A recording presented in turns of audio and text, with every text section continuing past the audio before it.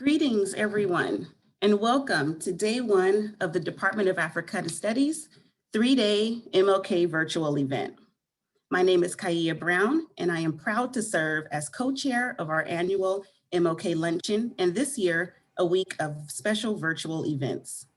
This year's theme is reflecting on Martin Luther King's legacy at the intersection of Black Lives Matter and COVID-19. While there will be a lot of acknowledgements and thanks coming to our sponsors and committee members, I want to begin with my personal thank you to Melissa Bolthouse and Kim Trong Nguyen for being my right and left hand as we go live this week. It truly takes a village to put on an event like this. I also wish to recognize our department chair, Dr. Adisa Akebulan, and to thank him for his support and partnership in moving our annual event from the physical to the virtual space. Although we look forward to resuming in-person events when times are safer, I am so happy to be a part of this unique and important experience right now in 2021. The main email I received throughout the planning process has been, "We will miss the soul food buffet," and I miss it too. But I hope that you will still enjoy this time of much needed fellowship, even without the delicious mac and cheese we usually share. In celebrating Dr. King, a man who fought for change and equality, and now that we are experiencing a very critical time in history, there is no better time than the present to say his name. I encourage you to also say the names of so many others who just in 2020 have lost their lives to senseless acts of violence. I hope that if there is anything you take away from the next few days, it's the urge to do more, because there is still so much work to be done that would honor Dr. King's legacy. When my screen is off, I encourage you to enjoy my profile photo that features the class project of 6-year-old Mackenzie McElroy of Los Angeles, California. Over the next few days, the profile pictures of all of our panelists will display different photos of Dr. King. I would like to now introduce Chanel Mason, who will be reading our land acknowledgement. Chanel is a third-year student at SDSU and transferred from Cuyamaca College. She started in music education and changed majors to music, entrepreneurship, and business. She's a Kumeyaay from the Campo Band of Mission Indians in Campo, California, and has a 12-year-old daughter who is attending a language immersion school in Lakeside, California. Welcome, Chanel. Thank you. Chanel Nachihi, Campo Kupai. My name is Chanel, and I'm from Campo Indian Reservation. We stand upon a land that carries the footsteps of millennia of Kumeyaay people. We are a people whose traditional ways intertwine with the worldview of earth and sky in a community of living beings. This land is part of a relationship that nourished, healed, protected, and embraced we the Kumeyaay people to the present day. It is part of a worldview founded in the harmony of the cycles of the sky and balance in the forces of life.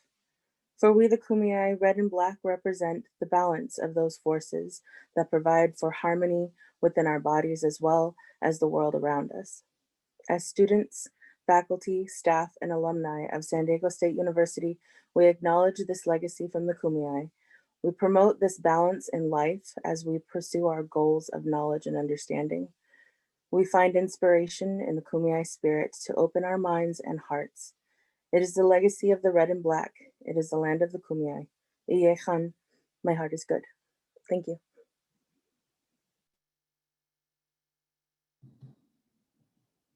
Thank you so much, Chanel. I would like to now introduce Mary Jones, who is an Africana Studies major, class of 2021.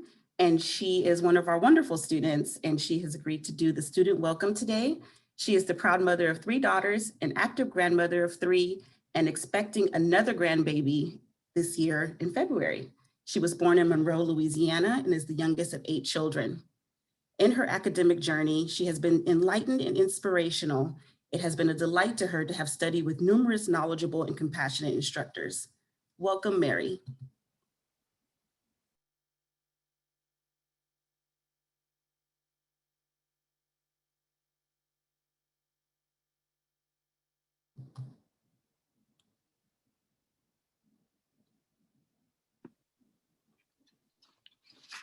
Good morning, everyone, and welcome to our first virtual MLK Celebration. My name is Mary Jones, and I'm thankful for this opportunity to deliver this welcome. Due, due to the COVID-19 pandemic, unfortunately, we're not allowed to assemble as we have in the past. However, I believe that this virtual celebration will be one to remember. I'm very glad that we continue to celebrate Dr. King's legacy.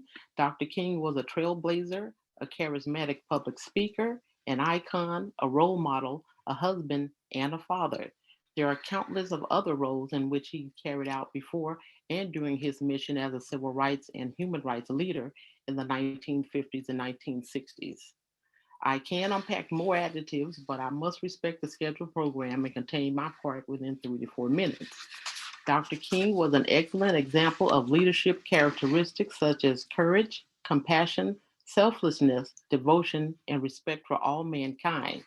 During the civil rights movement, Dr. King was chosen to be the spokesperson for the Southern Christian Leadership Conference. He had the support of thousands of followers, as well as support and validation from many other social organizations and civil rights activists. He was able to influence and mobilize the masses in order to strive for social changes and fight for equality. Although our great civil rights leader is no longer with us on earth, however, his accomplishments are ongoing today in the academic and public arenas. Now, fast forwarding to this day and time, I would ask the following question.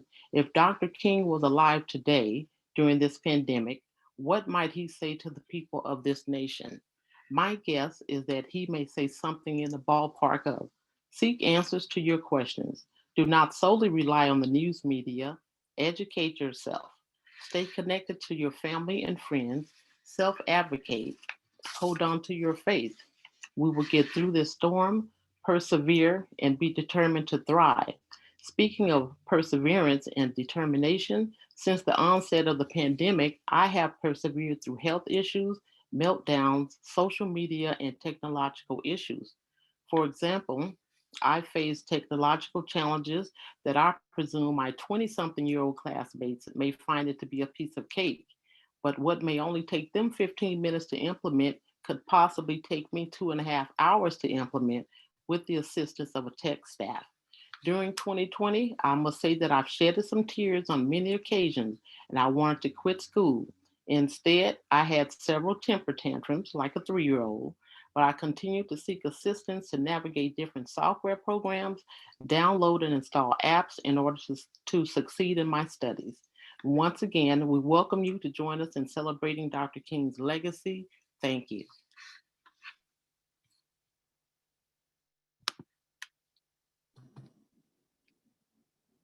Thank you so much, Mary. Thank you. I would like to now introduce the new Dean of the College of Arts and Letters, Dean Monica Casper. We're so excited to have her as our new Dean. She is a sociologist with expertise in health disparities, women's health, reproduction, gender-based violence, and trauma. She is completing a book on racism and infant mortality in the US and is the author or editor of 6 previous books. She joined the SDSU family in August after 8 years at the University of Arizona, where she was professor of gender and women's studies and the associate dean. Welcome, Dean Casper. Thank you, Kaiya. Welcome and thank you for joining us. I'm so grateful to folks in the Africana Studies Department for their labor to produce this virtual series of events, and also for their tireless work on behalf of our faculty, students, staff, and broader community. For a small department, they carry a heavy load. We are today 2 weeks past a violent white supremacist attack on our nation's capital, on democracy itself. And it is also Inauguration Day. This morning, with my youngest daughter, I witnessed the transition of presidential power, historically a largely peaceful event. But this year felt different, anxious. White supremacy, a basic organizing principle of this country, came out of the closet 2 weeks ago and took to the streets and the Capitol. And thus far, it has emerged relatively unscathed, with justice meted out slowly and with clear racial bias. That is, armed white people, domestic terrorists, were allowed to return to their homes, while Black people and other people of color would have been slaughtered. Indeed, too many have been murdered just for walking down the wrong street. And racist elected officials who aided and abetted are still in office. We cannot let such injustices stand. In a letter from a Birmingham jail, Dr. Martin Luther King Jr. wrote, "We know through painful experience that freedom is never voluntarily given by the oppressor. It must be demanded by the oppressed." That letter was written nearly 60 years ago in 1963. And here we are, still much less a we than a country of disunited states, vast inequality, and an invigorated white supremacy that refuses to die. As we celebrate Dr. King's legacy, let us remember that before unity, he demanded justice. There can be no unity, no United States, without freedom and justice for all. And there can be no freedom and justice for all until we dismantle white supremacy. This is the work before us, all of us. Thank you.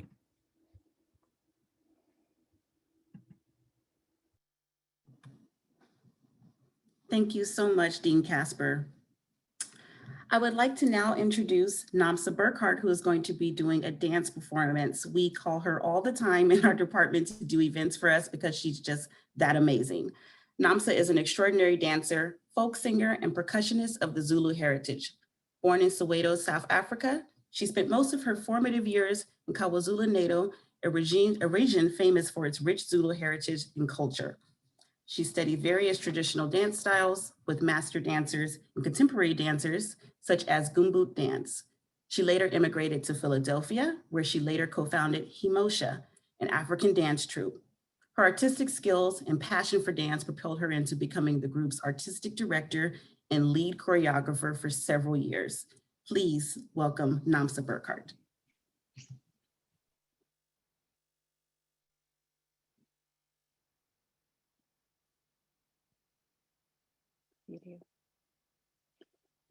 Thank you very much.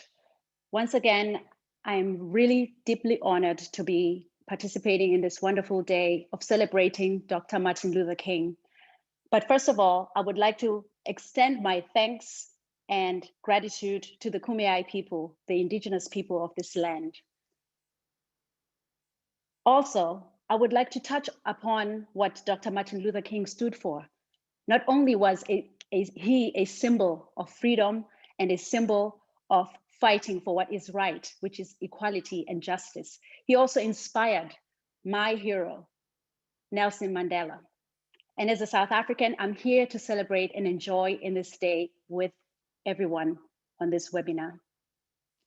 And I'm going to be dancing to a song called Jerusalem. Now, this is a song that has captured a lot of people and hearts from around the world. It is a song that has gone viral, has transcended languages, has transcended barriers, has transcended racism, has transcended all kinds of things, religion, you name it. And I hope and urge you, wherever you are, that you will stand up and dance along with me. If not able to dance, tap along, or even just enjoy the rhythm with me. And we are going to play you Jerusalem, and I'm going to dance with you now.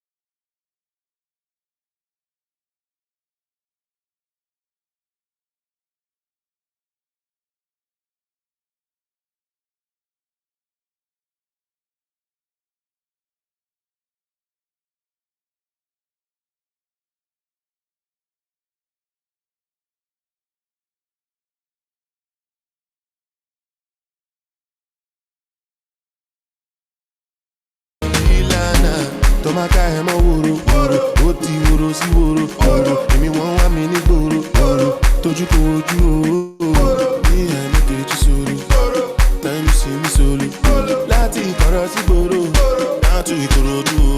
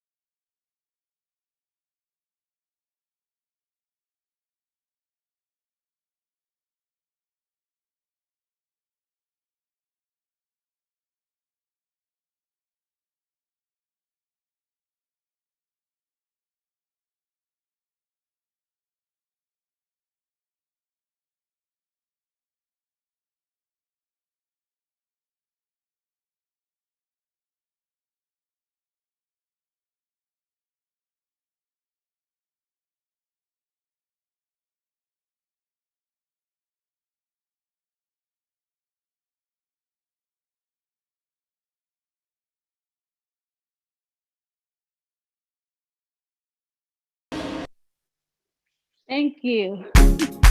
Thank you very much for this wonderful honor. I appreciate everything.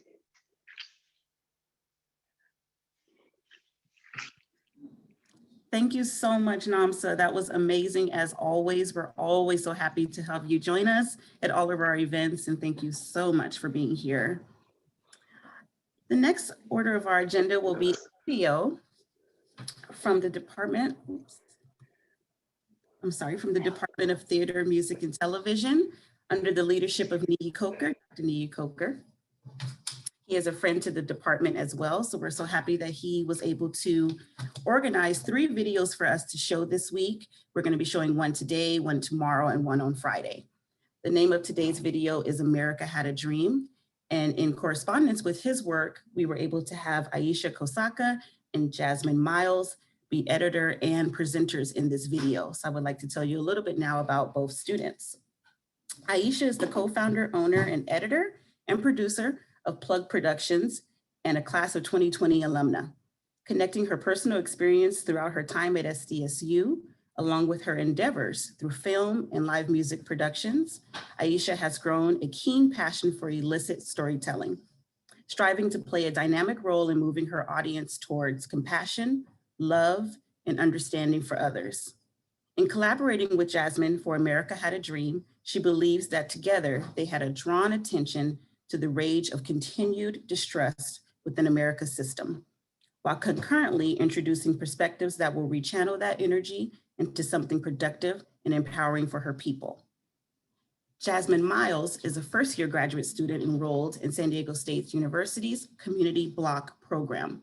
She graduated summa cum laude from SDSU in 2020 with her BA degree in sociology and a minor in Africana Studies. During her undergraduate career, Jasmine was employed by the Center for Intercultural Relations as a diversity peer educator, creating programs rooted in creativity, the erotic, and Black power through open mic and workshops. She is the co-conceiver of Black 365 Social Justice, an equity organization created to establish radical healing, unconditional love, and celebration within and outside the African diaspora. Currently, she works at SDSU's Black Resource Center as one of the community advocates. We appreciate Jasmine and Aisha so much and all of the work that Dr. Nii Coker put into this film. And now we will show you the film.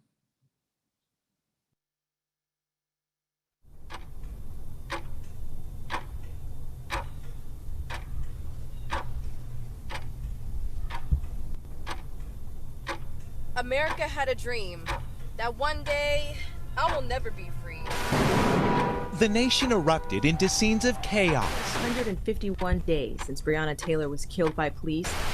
I'm not sad. I don't want your pity. I want change.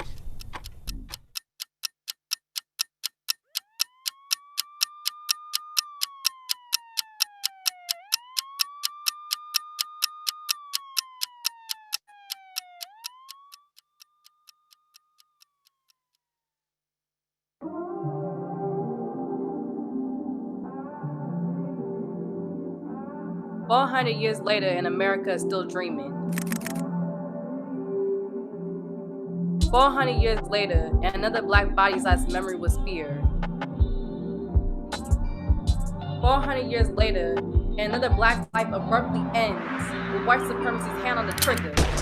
America had a dream that one day I will never be free.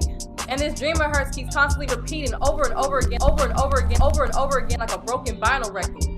You say the system is broken, you say it needs to be fixed, but how can you fix a scene that was never made accidentally? It wasn't by accident that my ancestors were excluded from all men that are created equally. It wasn't by accident that property was protected under the owner's, master's jurisdiction. It wasn't by accident that slavery was abolished everywhere but prisons. America had a dream, and she made sure it excluded me and my siblings. She made sure that being black is a crime. She made sure that the dead cannot rest in peace or in power, the murder being constantly circulated and played, not on postcards this time, but on the internet where it lasts forever. She made sure we'd be too busy reacting instead of actually plotting her demise. She made sure that we'd be complacent if she gave us some money for her time. She made sure we avoid uniting on different ways to fight. You know MLK and X were supposed to unite? Or that fighting for certain black lives excludes all black life? She still got a hold on us, and wondering when the f we gonna wake up and see why. Crying over Gucci. Analyzing these fictional characters over the actual revolutionaries who fought for us. And we barely remember them unless they give us time off work and school. God, I want a revolution. I don't want your sorries. I don't want your resume that show ways that you're not problematic. I don't give a if you don't say the N-word unless someone gives you permission, or that your hair ain't meant to be in locks or braids, or that you didn't break the chain for Black Lives Matter. I am risking my life by being my own damn house. When you gonna say I ain't applauding you, or that I ain't gonna give you no medal because my oppression is not an accolade to gas you up on. I just want to be free. And as long as America is still dreaming,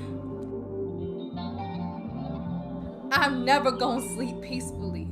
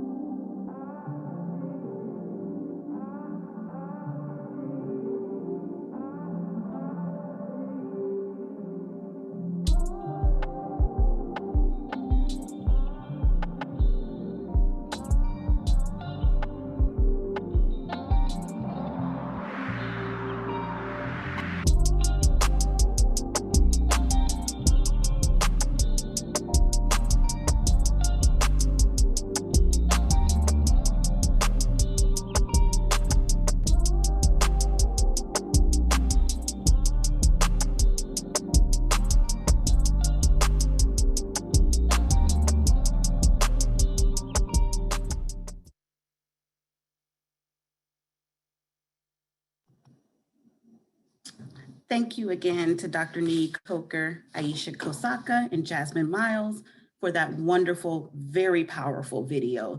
These are real things that are happening in our world right now, and they need to be shown and they need to be understood. So I hope that you guys were able to take away something from the video. And like I said in my greeting, I hope that you also take away wanting to do more. That concludes our program for day one. Thank you so much. It has taken a village to put this together. We are learning as we go, so please bear with us the next 2 days, but we have a lot of wonderful program to still share with you. Please note on our finale day, we will be sharing our finale day brochure, which is our program for that day, which will include our committee and all of our sponsors. The sponsors are also featured right behind me on my screen. So you will definitely be hearing more about who our sponsors are and a lot more of our full program coming soon. Thank you so much for joining us today, and we will see you tomorrow at MLK Day 2. Have a blessed day.